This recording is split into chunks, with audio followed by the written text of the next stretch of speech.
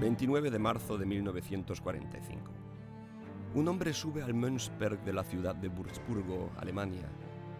Hace 13 días que los bombardeos de los aliados han destruido la mayor parte del centro de la ciudad. En una cartera de mano lleva una cajita con las cenizas de un joven sacerdote. Quiere entregarlas a aquellos que durante años han esperado el regreso de su hermano en la religión.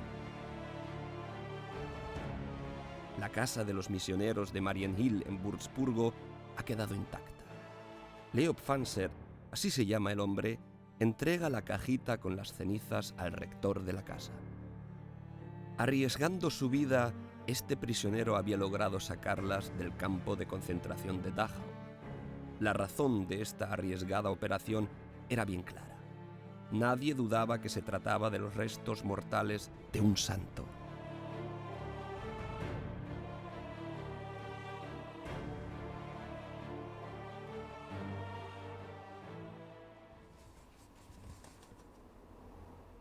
¿Es posible retratar a una persona con la que uno no se ha encontrado jamás? Gertraud Christ lleva semanas trabajando en un cuadro del padre Engelmar Unzeitig. Intenta intuir la personalidad de este religioso mediante unas pocas fotos y documentos de los que dispone.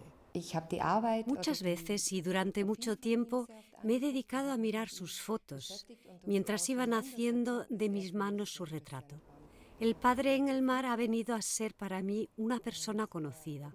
Transmite mucha paz y sosiego. Me parece muy bondadoso. Aunque no le he conocido, le considero un hombre muy amable, con el que uno se puede sentir a gusto.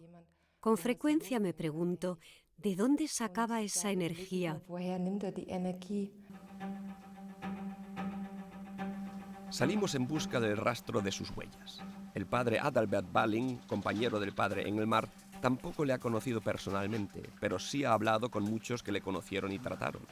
Con el extenso material recogido, este misionero de Marienhill ha confeccionado una biografía del padre Engelmar.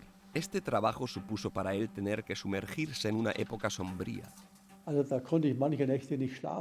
Había noches en que no podía dormir, pero estaba decidido a seguir la pista de sus huellas. ¿Quién era ese padre Engelmar? Sabía que algunos que estuvieron con él prisioneros habían sobrevivido al campo de concentración. A fuerza de mucho indagar, localicé a algunos. Me interesaba saber cómo ese tímido y joven sacerdote había podido volverse tan valiente, haciendo todo lo posible por ayudar a otros. Región en la actual República Checa, al norte de la ciudad de Brünn. En esta casa de campo en Greifendorf, cerca de Zwickau, nace Hubert Unzeitig el 1 de marzo de 1911. Tiene 3 años cuando estalla la Primera Guerra Mundial. Su padre tiene que enrolarse luchando a favor de la monarquía austrohúngara. En Rusia le detienen y en un campo de prisioneros de guerra muere de tifus. Para su familia, una verdadera catástrofe. En la pobre granja familiar, todos tienen que arrimar el hombro. El pequeño Hubert y sus hermanas también tienen que contribuir para que la familia pueda sobrevivir. En la escuela primaria a Hubert le toca aprender la lengua checa. Bohemia, que antes de la guerra era austríaca, pertenece desde ahora a Checoslovaquia. En casa los Unzeitig siguen hablando alemán. Casi no hay libros en el hogar familiar, aunque la abuela recibe la revista No me olvides, publicación mensual de los misioneros de Marienhill, y de la misma les lee cosas a los nietos. Hubert se queda tan fascinado de lo que oye que quiere hacerse misionero. War der einzige Sohn von 5 Kindern, es waren noch 4 Mädchen. De los 5 hijos de la familia Unzeitig, Hubert era el único varón. Las otras 4 eran chicas. Él era, por tanto, el que más podía trabajar en la granja de la familia. Cuando una granja pierde al único varón, la situación se vuelve difícil sobremanera. Sin embargo, la madre, después de consultar a algunos sacerdotes, se resigna y deja marchar a su hijo. En abril del año 1928, Hubert abandona Zwickau en tren. Está decidido. Quiere ingresar en la congregación de los misioneros de Marienhill.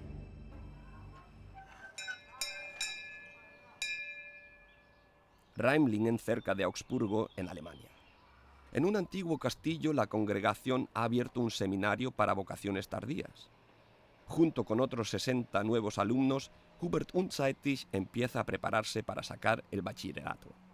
La biblioteca viene a ser su lugar favorito. Pronto le llamarán ratón de biblioteca. Sus profesores le dan las mejores notas. Le describen como gran pensador, muy inteligente, dotado y ávido de conocimiento. Absolut guter Sportler. Deportista excelente. Eso es lo que dicen una y otra vez sus certificados de notas, en los que abundan los sobresalientes. Sin embargo, evitó ser el primero a toda costa. Eso es también lo que dicen los compañeros de su clase con los que pude hablar. No era su estilo abrirse paso a codazos. Después de terminar el bachillerato y de una breve estancia en su casa, Hubert vuelve a marcharse. Pasando por Praga, Wurzburgo y Colonia, se dirige cruzando el Rin a Holanda. A raíz de la prohibición de Bismarck de construir casas religiosas en Alemania, algunas órdenes religiosas han cruzado la frontera para formar a sus novicios en la vecina Holanda. También los misioneros de Marienhill han levantado una casa religiosa en Holanda, cerca de la ciudad de Venlo. Aquí es donde Hubert se iniciará en la vida religiosa. Al ingresar en el noviciado recibe el hábito de la congregación y un nombre nuevo, Engelmar. La imagen lo muestra junto a otros novicios durante las faenas de la cosecha. En mayo de 1935 profesa sus primeros votos. Entretanto, en Alemania, al otro lado de la frontera, las cosas han cambiado mucho. Hitler se ha hecho con el poder.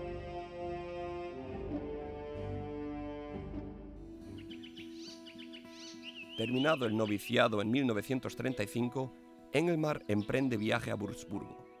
En el seminario de San Pío X, recientemente construido, estudia filosofía y teología. La biblioteca vuelve a ser uno de sus lugares favoritos. Aprende lenguas extranjeras: francés, inglés, italiano, checo, ruso. Además, colecciona artículos de periódico y consulta enciclopedias. Ávido de saber, todo lo asimila. En el seminario de San Pío X, Engelmar se encuentra con compañeros provenientes de África y de América. La congregación mantiene un intenso contacto con sus misiones de ultramar. El deseo de ir a las misiones se intensifica en él. Natürlich wollte in die Mission. Claro que quería incorporarse a la misión. No quería quedarse aquí trabajando como formador en el seminario. Él quería estar en las misiones. Sobre todo le atraía el este. Quería irse a China o a Rusia. Por eso, durante sus estudios, sin dejar de estudiar sus asignaturas teológicas a conciencia, seguía aprendiendo ruso. El día 1 de mayo de 1938, Engelmar profesa sus votos perpetuos en la iglesia del seminario de San Pío X. En la misma iglesia será ordenado sacerdote el 6 de agosto de 1939. Man hat natürlich damals schon die Kriegsgefahr gesehen. Deshalb hat man schon. Como se veía inminente el comienzo de la guerra, la ordenación sacerdotal de Engelmar y de sus compañeros de curso se adelantó un año para evitar que fueran llamados a filas. Muchos de ellos fueron enviados a las misiones en África. El 15 de agosto, el padre Engelmar Unzeitig celebra su primera misa en su patria, rodeado de los suyos. Esta foto está sacada después de dicha celebración. Pero esta fiesta con su familia y con sus compañeros también fue, de hecho, una despedida. Engelmar no volverá a ver ni pisar su tierra. 17 días después de su primera misa, Hitler cruza la frontera con Polonia. Comienza la Segunda Guerra Mundial. Regresa a Wurzburgo, al seminario donde estudió. Allí también se pone de manifiesto que ha comenzado una época nueva. El edificio del seminario se convierte en hospital militar. Algunos de sus compañeros son alistados y tienen que ir a la guerra. De forma intensiva vuelve Engelmar a dedicarse a sus estudios, realizando también algunas tareas pastorales. Quiere prepararse lo mejor posible para su trabajo en las misiones. Pero todos sus esfuerzos para obtener los visados de viaje fracasan. Der wäre hingegangen, wo man ihn hingeschickt hätte. Engelmar hubiese ido donde lo hubieran mandado. Si le hubieran dicho, vete a China se hubiera ido y se hubiera empleado a fondo en aprender chino. Tenía bien marcada esta convicción interior. Río moldava con el pantano, posteriormente construido en la actual frontera austrocheca. Aquí es donde en octubre de 1940 el padre Engelmar es destinado a trabajar como párroco. Como ya no es posible su anhelada marcha a misiones, sus superiores lo asignan a la provincia austríaca de Marienhill, recién fundada. Se le encomienda la parroquia de Glöckelberg, situada en la región de los bosques de Bohemia. Del pueblo original solo queda la iglesia. Por aquí pasaba hasta 1990 la franja de muerte que dividía el este comunista y el oeste democrático. Tierra de nadie. Todas las casas fueron demolidas. Muchos años después, cuando se abrieron de nuevo las fronteras, un austríaco se empeñó en evitar que este lugar donde había nacido su madre siguiera en la ruina y cayera en el olvido. Este no era un pueblo pequeño. Había 217 casas, incluyendo las aldeas incorporadas al municipio. Horst Wondraschek ha montado al lado de la iglesia un pequeño museo en el que guardan los recuerdos del desaparecido Glöckelberg y de su anterior cura párroco, el padre Engelmar Unzeitig. Las imágenes muestran la vida humilde de sus habitantes, que en esta región inhóspita intentaban ganarse la vida. Dass selber aus ärmlichen Verhältnissen kommt, hat ihm wahrscheinlich sicherlich geholfen. Los antecedentes modestos del padre Engelmar le ayudaron a familiarizarse con el ambiente de este pueblo. Pienso que lo que aquí se encontró no era diferente de lo que ya había vivido en su casa. La iglesia y la fe marcaban la vida diaria de los feligreses de Glöckelberg. El padre Engelmar les acompañaba en el camino de la vida, bautizando a sus niños, bendiciendo sus matrimonios, enterrando a sus difuntos. Se conservan todavía algunos expedientes matrimoniales confeccionados por él, fruto de sus conversaciones con los novios. Por primera vez, desde que es sacerdote, lleva él solo toda la responsabilidad. Y, sin embargo, para la gente del lugar, él era un extraño. Hay que tener en cuenta que cuando uno acaba de ser ordenado sacerdote y es nuevo en una parroquia, se le vienen encima todos los problemas de la gente. No debe de haber sido fácil para él.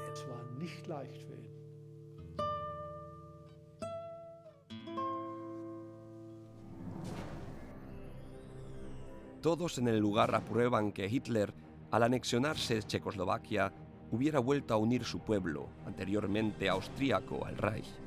Los nacionalsocialistas lo tienen fácil para encontrar seguidores en Glöckelberg. Sehr deutsch, sehr Hitler, wohlwollend Hitler gegenüber. Estaban a favor de los alemanes. Veían a Hitler con buenos ojos. Algunos buscaban medrar. Querían estar lo más cerca posible de Hitler y del partido. Por todo ello, observaban a Engelmar con especial atención. Den Engelmar sehr genau beobachtet haben.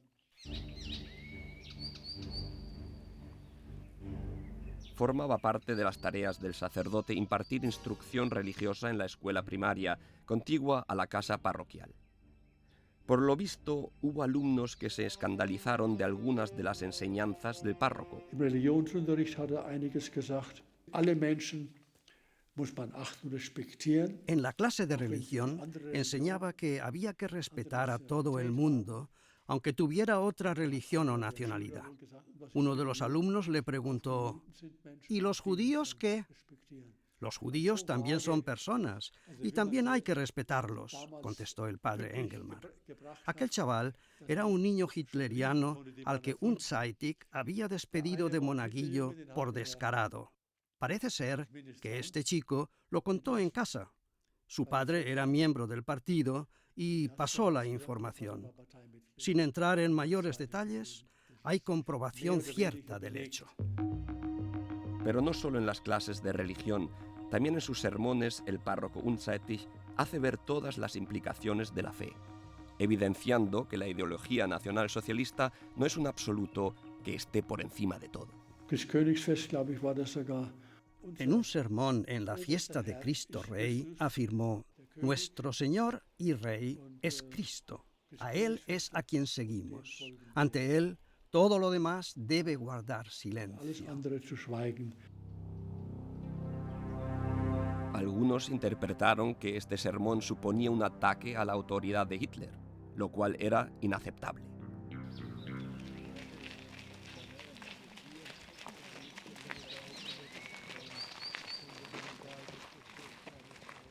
También estos peregrinos, deseosos de saber más sobre el padre Engelmar Unzeitig, se ponen en camino siguiendo sus huellas.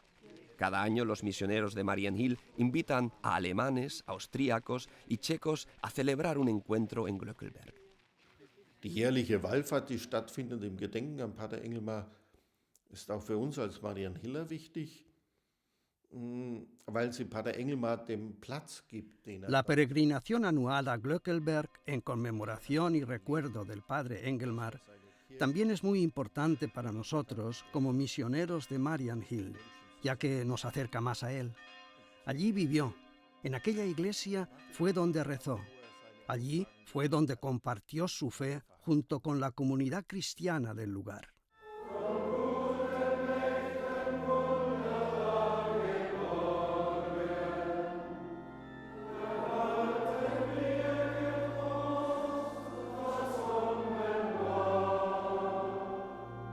Das ist schon wirklich immer ergreifend, wenn man dort ist, auch in dieser Kirche.